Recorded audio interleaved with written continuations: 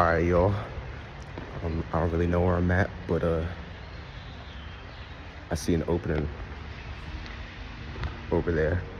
We're gonna pop through there. This place looked mad familiar though. I'm trying to figure out where I know it from. I swear to God, I've seen it before. I don't know. Here we go. Welcome back, ladies and gentlemen, to Aiden's game, Devlog6. Let's get it. Let's get it rolling, Mo. Let's get it rolling, all right? So today we're gonna be discussing some new content that I have added to the game. I gave you a brief little preview right there. You see, we got some new enemies, some new locations, and some other miscellaneous changes. Right? We're gonna jump on into that. Right? First off, I added flames to the ejaculator. Hopefully, there's a clip playing right now of me shooting the ejaculator and using the fire. It doesn't work exactly how I want it to just yet because I wanted to like spray the fire as opposed to shooting one fireball. But for proof of concept, it's pretty cool. It's seeming to work pretty well so far. So I'm fucking with that. Yeah. Next up, we have a new enemy. It's called the Hanging Eye. Right? It's called the Hanging Eye. And what this guy does is he shoots like these magical lasers at you. Right now it's not laser shaped, but it gets the point across. Shoots these magical lasers at you. They explode. Does all sorts of cool shit. 10 out of 10. Cool little enemy to fight. Kind of dangerous in groups, but you know, yeah. Yeah. Next up we have the floor goblin, right? The floor goblin is the leftmost dude. I think this guy. Hopefully I'm pointing at him. Maybe this guy. I don't know. Right? But that dude, what he does is he's gonna vomit up these little things with teeth. These things with teeth are called toe biters, right? Now what a toe biter does is it'll disguise itself as like a piece of clothing or a pillow or just, you know, something sitting on the floor, right? And then you get a little bit too close, all of it, and they're gonna swarm you. They're gonna bite your toes, and you're gonna be fucked, right? You're gonna be fucked. And the floor goblin basically he just he emits those. He kind of like vomits those up. I thought that was kind of fun. I'm gonna put like a gagging sound in there, so he's like he's like throwing it up. He's throwing them up.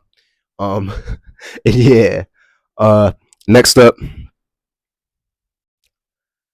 snakes. We got snakes. It's not actually a picture of the snake, but I'll show you a clip right now. Boom, snake, right there. Yeah, it's gonna do snake shit, and it's gonna slither around. It's gonna bite the player. I can make him fly. Thought my roommate was coming back. Can make him fly. You can do all sorts of cool shit. They slither around. They're going to bite you. They're going to poison you. Eventually, there's going to be different variants, different types of snakes, flying snakes, ground snakes. And then also the same technology that's making these snakes is going to eventually allow us to make like a Dune style like sandworm thing. I think that would be pretty fun to play with, especially since you're in the desert for the demo part. Like I feel like that'd be pretty cool. If somewhere in the desert there was a gigantic worm, that'd be pretty sick. All right. The next though we have this guy. We have the Prismancer, right? Now, this guy has like a little bit more lore behind him than the some of the other enemies, right? The whole idea is that he's part of a group of cyclopses. They became scholars of reality magic. Now, what this means is that they can I don't know, manipulate reality. They could shoot these giant crystals at you that explode, and I'm gonna have different ones explode and do different things, right? So like maybe one will explode in a ball of frost, the other one boom, ball of thunder, other one boom, ball of fire, right? And then we can also do other cool shit too alongside that, right? But the whole idea is that this guy went over to the crystal biome, which I have yet to show you guys, and I'm not going to show you guys just yet because I want it to be a surprise, right? You know, gotta keep the tension up. But basically this dude went over to that biome, harvested some magical crystals, fused them into his skull in order to gain more power, and that's what grants him some of his magical abilities. But this is kind of like a group of cyclopses that have done this. It's not just like one cyclops. It's like numerous Cyclopses go this route in life. Like I guess as a Cyclops, you can probably work an internship, you can work at McDonald's or some shit, or become a reality mage, shooting spells and shit. I feel like that'd be the best option. That's what I would do if I was a Cyclops, but I'm not. I have two eyes. So next up, we have some lore, right? We have some lore. We have the major magical schools of discipline, right? Now, in the game world, the game that is Aiden's game, that's what it's called. It's called Aiden's game. Some of you were asking what the game is called, and I thought it was pretty obvious because the channel's name is like Aiden's game, but it's whatever. It's cool, right? It's Aiden's game, and the world itself is, hopefully that you can see that, Earth. That's what it's going to be called. It's going to be called Earth, right? Now, in this realm of Earth, right, there are three primary schools of magic. The first is reality magic. These are the folks that believe that the world is clay, ready to be shaped by themselves. Right? They're real manifestors. You know what I'm saying? They're able to do stuff. They're able to spawn matter, shift geometry, bend gravity, mess with time, and open up portals to other dimensions. That's the spatial fold manipulation part. And yeah, right. The next school of magic is mental magic. Mental magic relies on the belief that reality exists primarily in one's perception of reality, right? Thus, these type of mages are able to do. Sorry, these type of mages are able to do cool shit, like mess with your perception of the world, cause hallucinations, sanity manipulation, right? They can drain your sanity, which is no bueno. They can put curses on you, permanent curses that would affect you for the rest of your run in the game. Because it's a roguelike game, so you will die, and hopefully you don't get a curse before you die. I don't know, that sucks. They can also intrude in your dreams.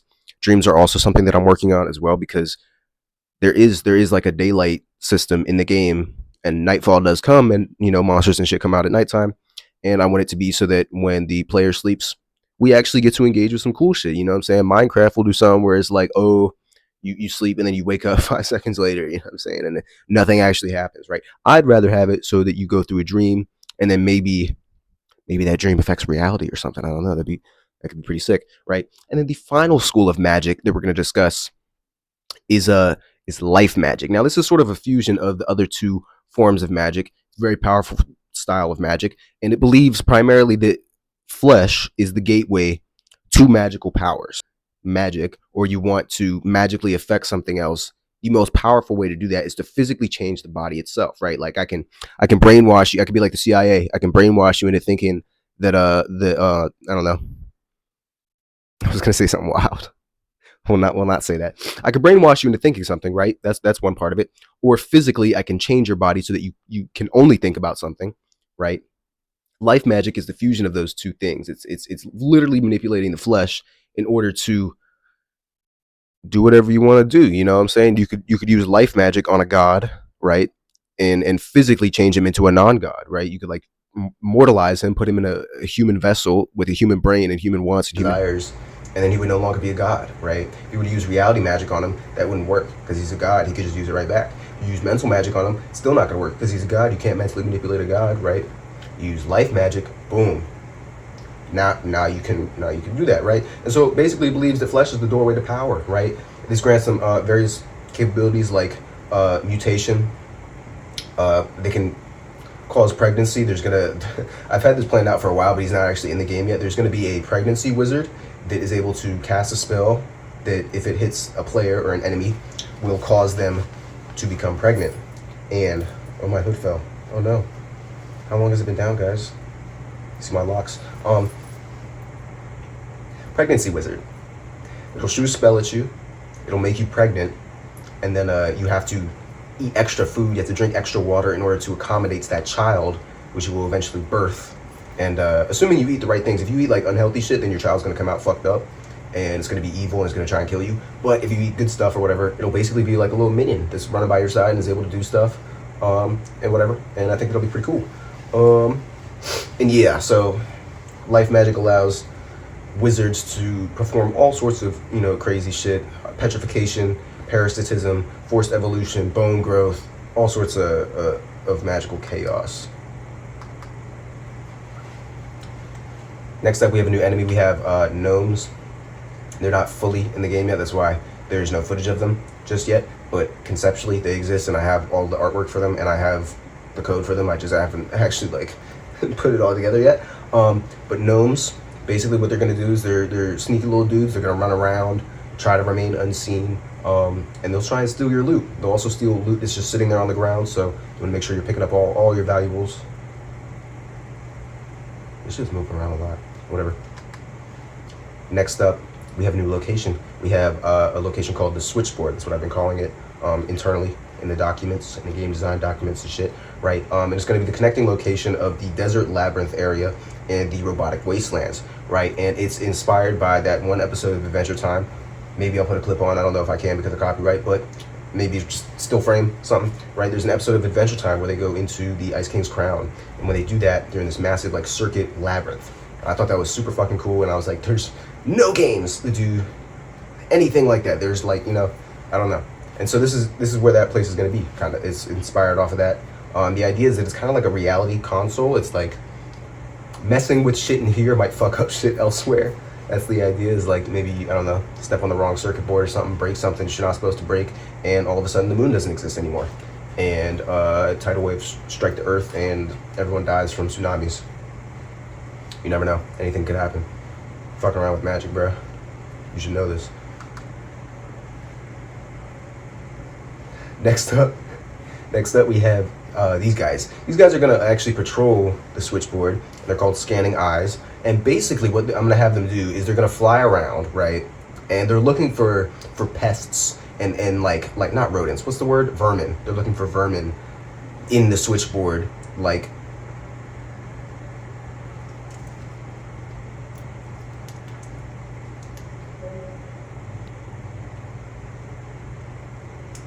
Yo, is my mic working? Fuck. Hopefully you didn't miss a whole ton. My mic just cut out. Shit. Stop doing that. Whatever. Scanning Eyes. What they're gonna do is they're gonna roam around the switchboard, basically, and they will look around for any sorts of vermin, any sorts of pests in the area. And they blast them with a beam from their eyes, right? And this beam, what it's gonna do, motherfucker,